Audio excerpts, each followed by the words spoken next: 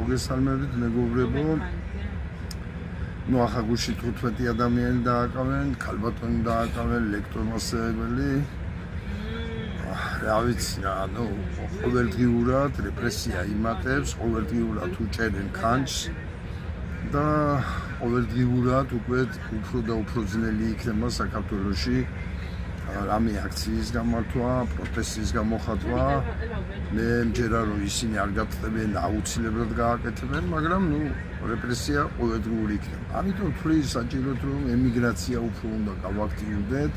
თუ ვინმეს არ გვინდა რომ 21 წლის ემიგრანტების ბედი გავიზიარო და ჩვენი საფლავი აქ გაითხაროს სხვადასხვა ქვეყნის მიწაზე, უნდა გავაქტიურდეთ, ჩვენი უფლებებს არღვევენ, ჩაგვაფრთხენ სულში.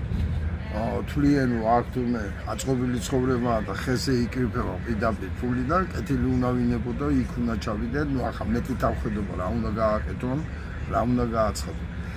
და ვთვლი რომ აუცილებელია აქტიური ვიყოთ უფრო ემიგრაცია.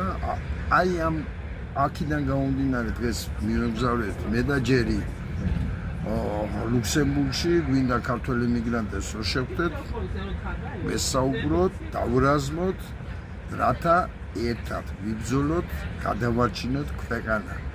ემიგრანტების როლი ქვეყნის ბედში მარტო ფულის გაგზავნა არ უნდა იყოს.